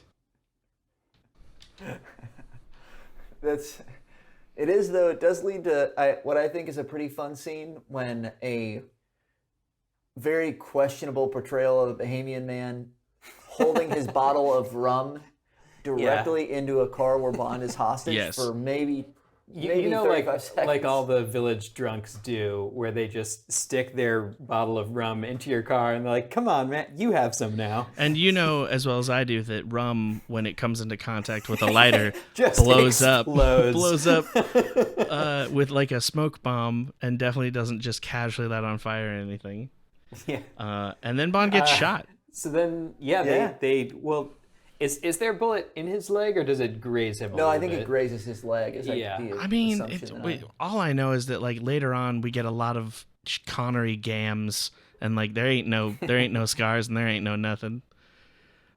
Like, we get a whole lot of Connery gams this whole movie. Those are some of the shortest shorts. Like the NBA in the 70s wishes their shorts were as short as Connery. There's a shot of him. Movie. There's a shot of him from behind where it's like there is about an inch of fabric separating that man's gooch from sort of like our collective eyeballs. Yeah. But he starts running, and they chase him from the puddles of blood coming off his foot like he is a Looney Tunes like villain. And then he ends up crawling on his hands and knees out from underneath a crowd. For a scene that is trying very hard to take itself seriously, it is one of the funnier scenes in like the entire sort of like Bond oeuvre. I love too that he just is definitely looking up like multiple women's skirts as he crawls through that crowd. Of like some really teenage looking girls on that float. He almost gets his head stuck in like one of their skirts when he's like raising up. It's a very, very interesting scene. So then we move to the Kiss Kiss Club, where he bandages up his leg with some paper towels, I think so. They were like, he was blowing his nose earlier with a Kleenex and put it in his pocket. He pulls that out. Grabs a random woman once he sees the Spectre agents coming, and thank you, I'd be delighted, or something. You're quite mad. And then Fiona cuts in. He's dancing with her. We have the gun come out from behind the drums. Obviously, a couple of drums would definitely hide a gunshot from a huge revolver like that. Well, maybe they're counting on everyone in hearing the John Barry score also. Why not? I do like the scene. It's a little bit of a tense moment. Like, you know, if you were seeing that in 1965 or whatever, it would have been like... Yeah. He can tell exactly when that gun's going to fire. Yep. Swings Fiona in to take the bullet for him. And then I like that, you know, silly line. I like that Connery delivery also, where he just puts a dead woman next to this like family that's eating dinner, and he's like, do you mind if my friend sits this one out? She's just dead. Yeah, it's very clear too that the guy that he sits her down next to immediately notices she's dead. Yeah, and they like, don't linger on it, which I want to know that guy's story. Like, he's just at a club in the Bahamas and someone puts a dead woman next to him with no explanation. He's like, he's like he's every character in a John Grisham novel that like comes to the Bahamas. Like he's already had his whole sort of sordid story in the States where he like had to like escape an evil law firm that was like, you know, poisoning babies, and now he's like he has his first night in the Bahamas and like a dead woman's there, and he's like, I'm not gonna get into this. I did my story. I'm gonna leave now. The club owners just calling the police like, hey, we got someone left a dead girl here, and it's like, listen, buddy, we got a power outage at this rich guy's house. Put her in the lost and found like everything else. All right. Feed her to the sharks. I don't care. Just whatever. But let's see. From there. Pretty soon after that, Bond has some underwater sex with Domino. Yeah, that's after he finds the plane. Oh yeah, we find the plane, which is another kind of shark stunt scene, which I like. Yeah, they threw a net over it, and so no one saw it for a while. No.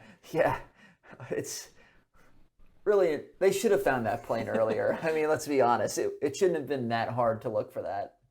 Well, and Bond knows in the movie because he's like, that's the Golden Grotto, nothing but sharks down there. It's like, oh, Largo's talking about his notorious Golden Grotto sharks, so must be where they left the plane.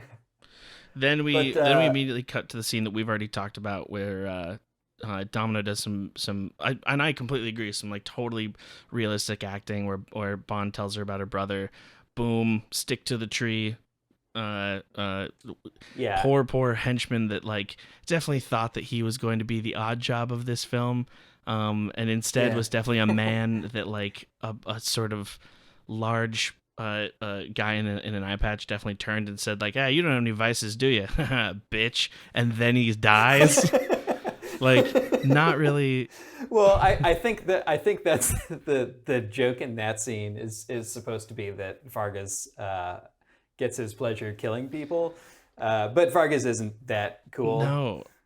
So it doesn't really read. He's a little Mr. taller Vargas does not... and a little more well lit than other henchmen, and that's about what he has going for him. Yeah. Mr. Vargas does not smoke. Mr. Vargas does not drink. He does not play Monopoly when we play Monopoly or Catan. Mr. Vargas is kind of a killjoy. He very doesn't really play in any of our reindeer games. To be honest, the dude's kind of a pill. He kind of sucks. Does not participate in Guitar Hero either. I told him that I would play drums and he could play guitar, but instead he still says no and he goes to his room. Anyway, I'm glad that guy's dead. In the book, this is the grossest thing ever. Bond has sex with Domino in a beach bathroom. Ooh. Why? I appreciate the choice to go underwater, even though that makes no sense. Yeah. In the movie. Well, you know what they say: salt water makes great lubrication. That's not going to cause any issues. They also famously say that you should definitely sleep with a person before you tell them that their brother's dead. Because don't try to do it afterwards. She's not going to be in the mood. Exactly. Bond knows, as he said, he doesn't know guns, but he knows girls. And girls really don't like it when you tell them their brothers are dead. He knows that one kills the mood quick. But he does that stuff, and then he tells Domino to go back. He gives her the camera, the Geiger counter camera, and she, as you said, in a way that I think is so cool, and it makes her cements her as like a true sort of like. A person taking part in the actual action of the third act. She goes back and like immediately like does it. She like goes into her weird little room, and then when the time is right, she like uses the Geiger counter. Like, good on her. Yeah. Yeah, we're pretty much into the climax. Then we get, I think they're American soldiers that Felix is bringing in. So beautiful. Yeah. Who were very right nice before to, that, when she's using the Geiger counter, Bond also finally figures out where the missiles are. That underwater scene is kind of cool for me when he jumps into that canal. He poses. Yeah, he puts on Largo's guys. Yeah.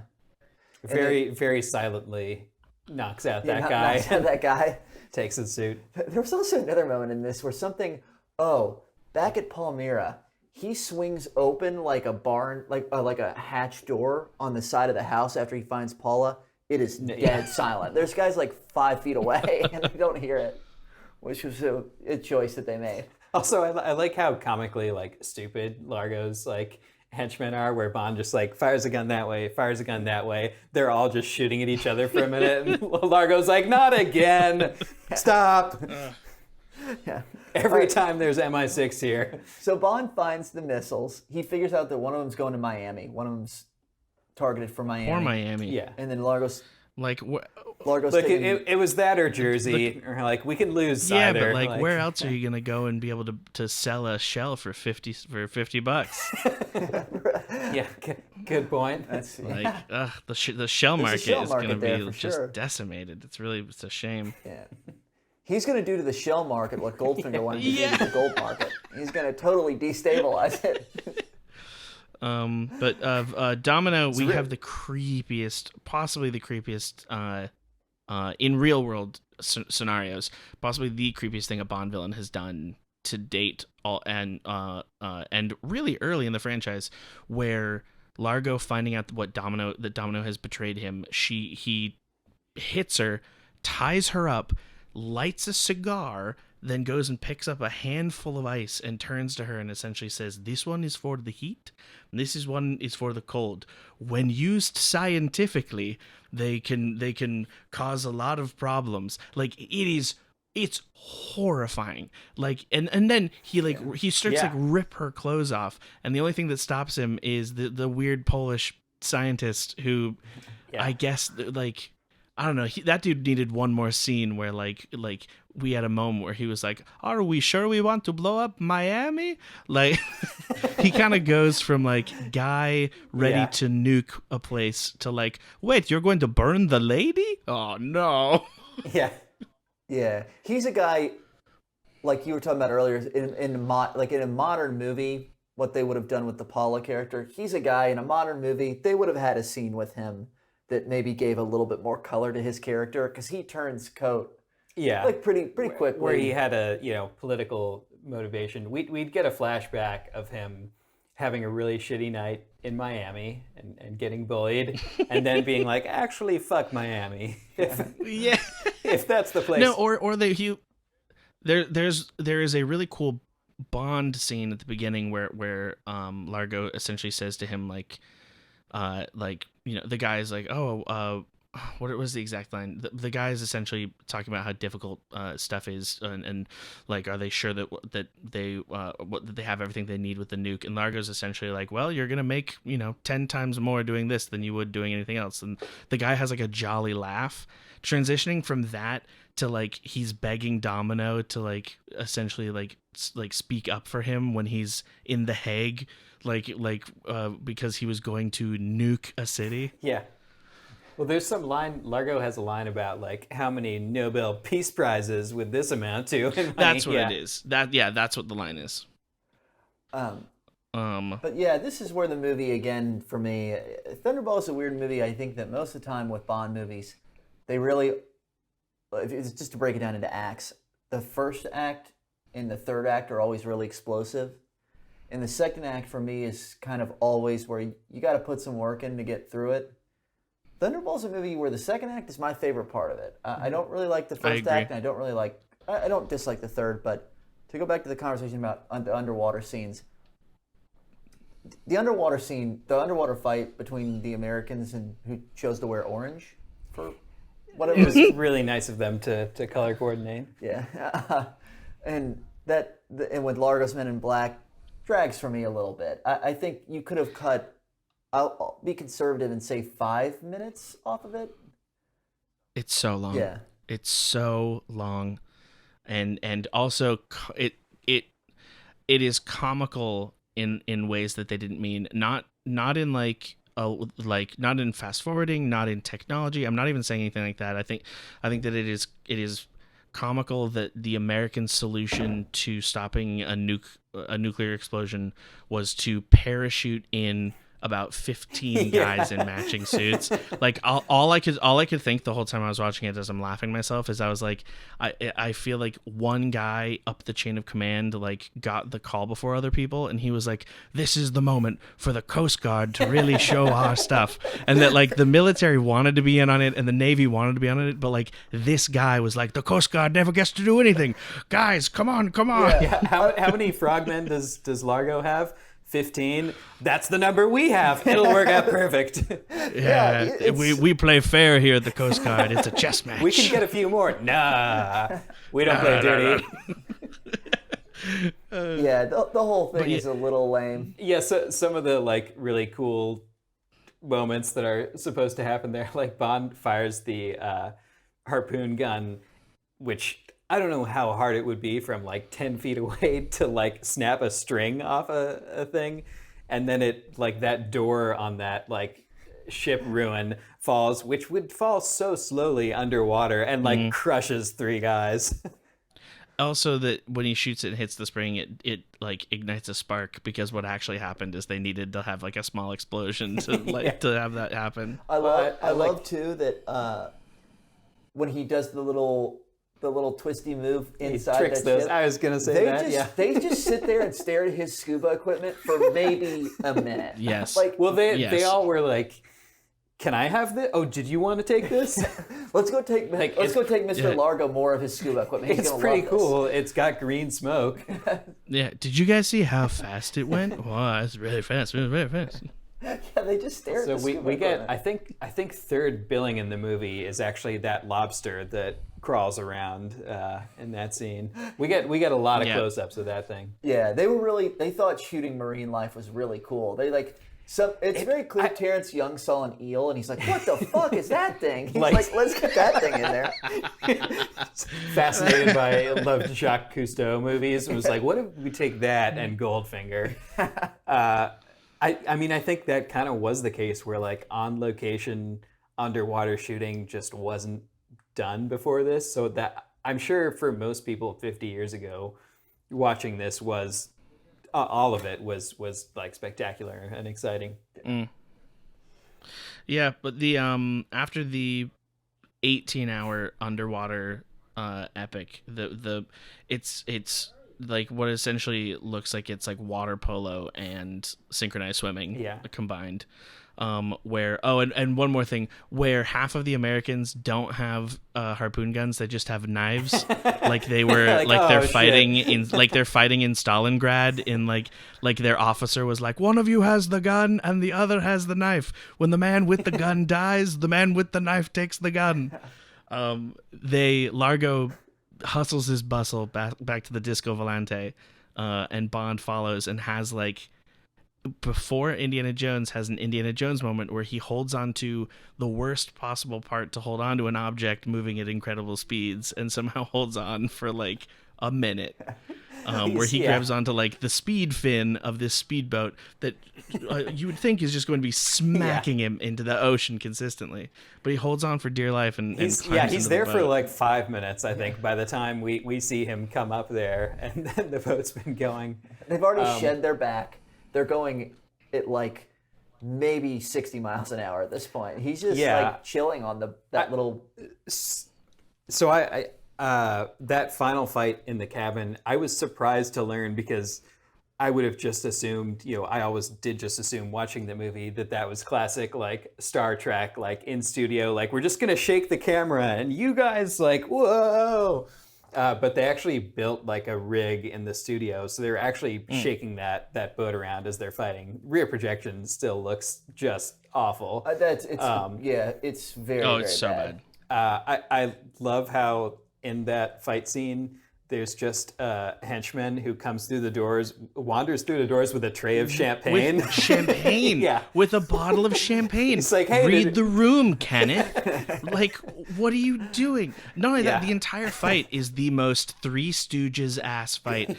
Bond trips two dudes. He shoves a lot one of of them chairs. in a door. Yeah. Like it's a banana peel away from being a silent Yeah, there film. was a lot of this. I love too that Kenneth, our boy, he's wearing a Disco Volante shirt that's like it's supposed to be a crew shirt, but it looks like he's just a fan of the boat. It's like a band shirt. He was the intern. It's just like Mr. Largo said when we won and fired the nuke, we're gonna have champagne. It's like, we did it, right? Yeah, he's just a fanboy who got an internship for on the boat and is just happy to be there. He's just like, guys, can't we all be friends? Like, here's the champagne. Good. Then Largo death and Bond fight. For Largo. Yeah, Largo holds up the gun on Bond. Bond thinks that he's done, and from behind Largo, Domino, in all of her like post-traumatic stress disorder, shoots Largo. He falls down, and then I believe she says, "I'm glad I killed him." Yeah. Which is again, a very real choice and also a horrifying choice. Because like Bond then is sort of like, haha, this is great, let's get out of here. And he probably should be like, are you okay? Yeah, he just says, you're glad. Oh. He's like, we need to get you a blanket.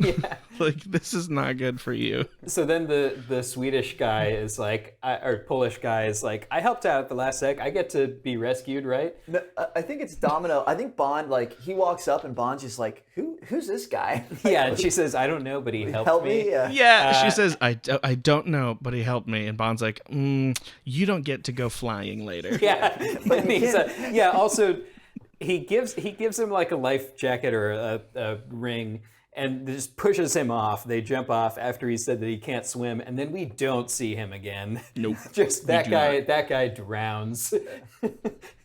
It would be great also if he gets onto the raft with Domino and that guy's like, hi, I made it. No.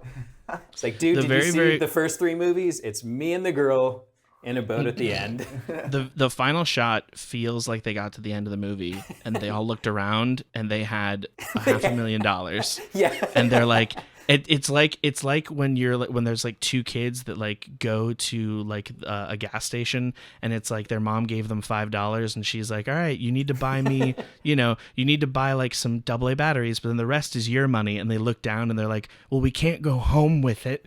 And like the director was just like, what if a plane picks them up into the air? And they're like, well, why? And they're like, it doesn't matter. It doesn't matter why. We have the money. We need to do it. Yeah, nowadays that would be a scene with Felix where he's like, just in case, if we ever need it, we've got a plane that has a thing on the front. It can grab a wire and drag people up, but we're probably not going to need to use that. Probably not. Or, okay, listen to this. Are you ready? Or Q says a thing early on about like how he's been working with like flesh regeneration. And what happens is that the body of the Frenchman, the French pilot, they go down and they get the body of the French pilot, who's secretly not a French pilot. Now, since he has been betrayed, he turns to the side of MI6. We have the plane flying overhead. Bond sends up the flare thing. He gets picked up. He looks up to see who's flying the plane. Boom. It's that French dude. And he looks down at Bond and he says, ciao. Yeah, I think that's the perfect ending. Yeah. Boom. Yeah, it's coming to theaters 2025. Max's version. It's Reanimator meets a James Bond movie a little bit. Yeah, I mean the end, like a lot of the movie, is just like the beginning. Everyone liked the pre-title thing in Goldfinger. Well, let's throw a jetpack in here. Like the end. Like, okay, we've had 2 movies so far that have ended with Bond and a girl in a boat or raft or something. Like, we can't just do that again. They can be in a boat and then they're gonna get dragged through the air outside of it. They look very calm flying through the air, by the way. Bond is also secured, and the only thing securing her is his arm. Yeah. Yeah.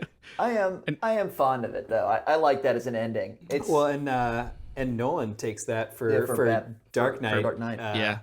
We so far in the series, we've had him steal the boot knife in Dark Knight, and the plane escape in the same movie. Dark Knight Rises. It's way cooler in Dark Knight Rises, though. Yeah, that Christopher Nolan guy. It's way cooler. I think he's a pretty big James Bond fan. Yeah.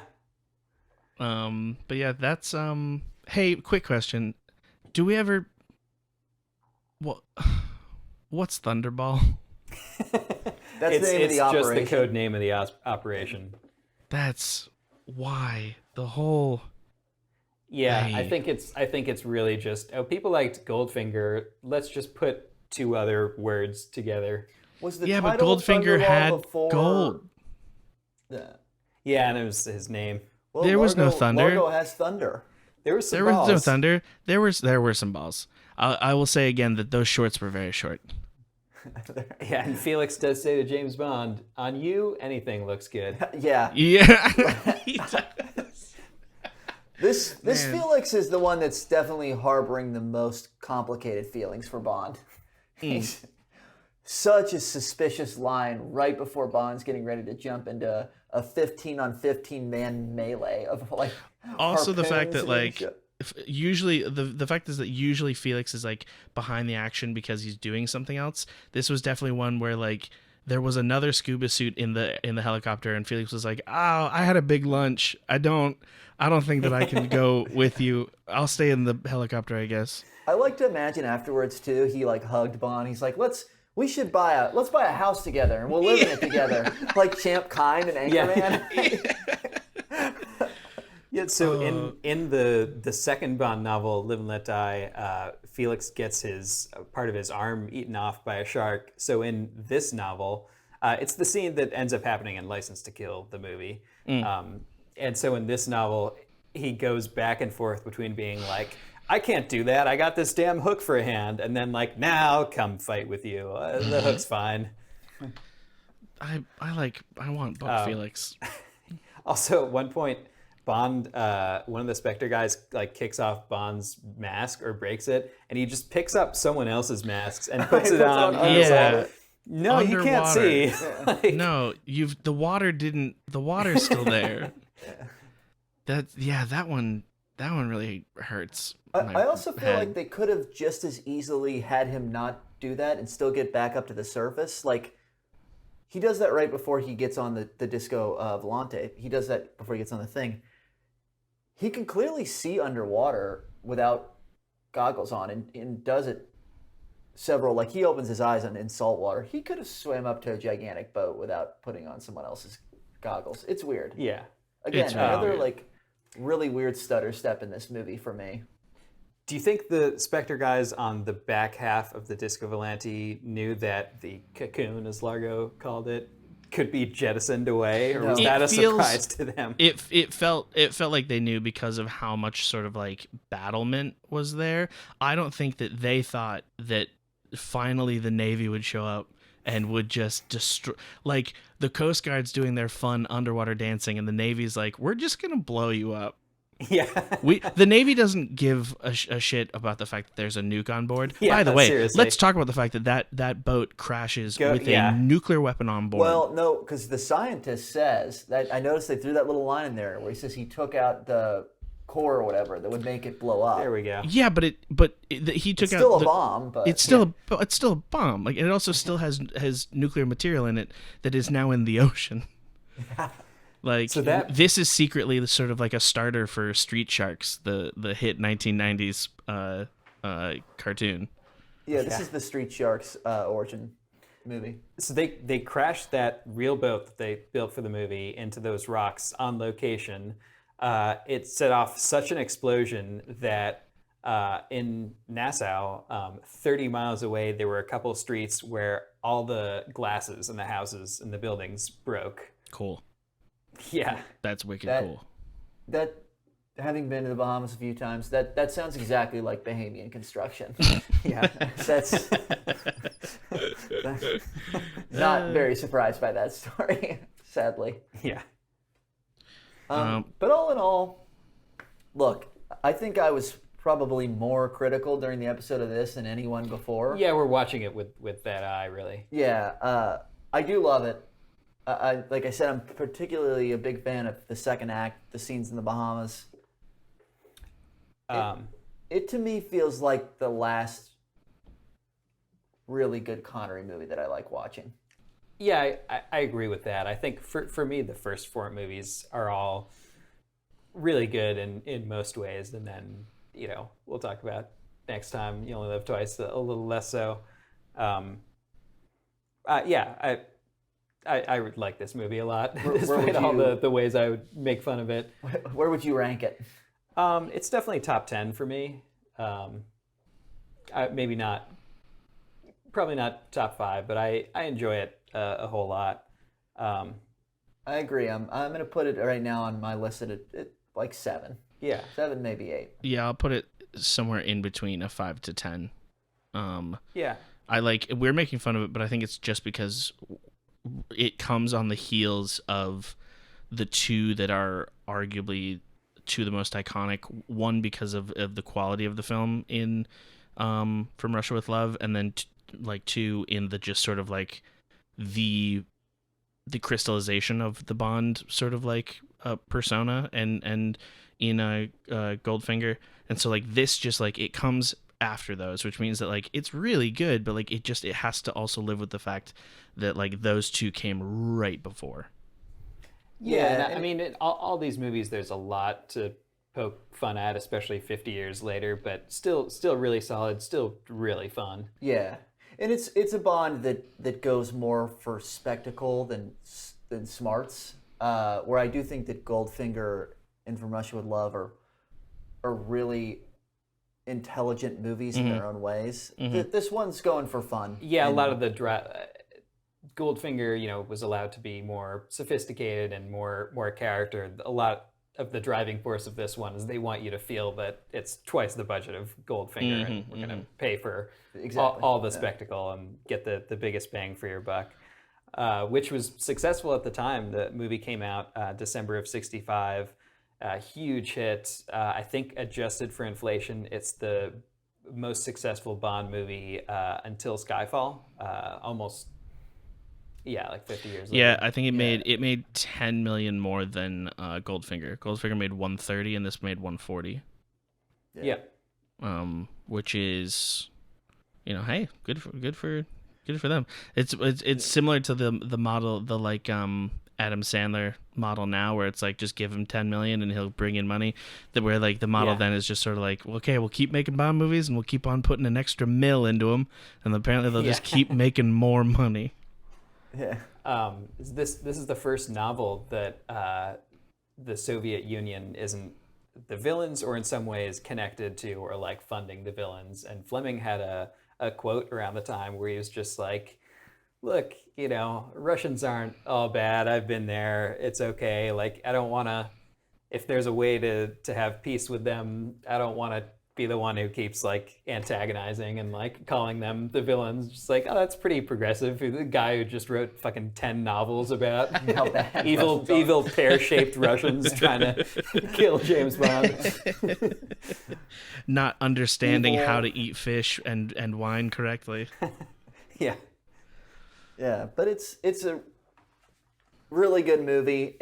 I feel that the last that we have of Bond batting 1,000. We've had 4 really good movies in a row. Yeah, for a while we're pretty uneven, the series. I think after this. I think it starts to destabilize pretty rapidly after this. So, there's high points in there, but this is really kind of the peak of early Bond. This is the Pixar time period. This is the Miyazaki, the can't fail. And like we're about to head into like Cars 3. Yeah. But hey, I think we're gonna continue to find our stride talking about some of the lesser Bond movies too. So yeah, I loved. Quite frankly, I love shitting on this movie a little bit. I have to say, it really gave me a sense of power. I'm glad I didn't have to fawn over it for 2 hours. I'm glad I'm glad that we 3 men can finally feel power in this world. I'm glad that all it took was us shitting on the hard work of our forefathers to finally feel like we get something. Yeah. But Road Warrior, I believe that brings us to your segment. Yeah, yes, this is my signature segment on the show. And I'll just start by this, and I guess, Will, I'll start with you. Could you beat Largo in a fight? Well, I know I could beat the shit out of Vargas. We're not All- asking. all I have to Don't do pull that game. You get- guys pulled the same I'd give game on me Vargas as From one of Russia those- with Love, where you're fighting Yep. weird Kronstein. Okay. Yep. Given It's Vargas Largo. a rum Collins, he can't handle it. Largo, no, I don't. I just don't think. I think he thinks about fighting more powerful guys like me every day. No, I'm not really ready for that. Okay. Fair enough. I agree. Yeah. Max, how do you feel? Am I underwater? Yeah, that's the. It's like an alligator. It's am I fighting him in his favored terrain? Is sort of the the if question. I can fight him on a bumpy disco volante and just kind of toss a lawn chair in his face, Yeah. apparently that's a way to do Here's it. the situation. You're on a tossy disco volante. Okay. You have a bottle of It's champagne. a champagne guy. And you're wearing a really small black shirt. Can you beat him in a fight? I'm gonna say that on land I can beat him. I'm gonna say that the minute that we get in the wetsuits of which his are always magically dry, I think that he kicks my butt. I think that he glides through the water like a seal. I think that I'm a dead man in the water. I love it. I love the confidence. You always have you always seem very confident against the villains, but you always back it up with a very solid reason, and I like that. I feel like on In the that boat hot shower, I'm fine. I'm also happy to fight some of the Spectre agents. And then I'll go to my typical. When I answer the question, I'm going to say no. There's no chance I'll beat him. I have no confidence in myself, and I know I'll lose. So We'll take Largo. You can fight the guy with the bottle of rum. Not a Spectre agent, but the guy. just for fun. Yeah. How much rum has he had? I'm not so sure even that. I think most days a lot. Okay. Good. Yeah, Then most days. I'll put it at 50-50 then. Okay. All right. I think that about sums up our conversation on Thunderball. Thank you. But James to- Bond will return in You Only Live Twice. Yeah. Thanks for watching or listening, everyone. Cheers. Cheers. Cheers. Good night.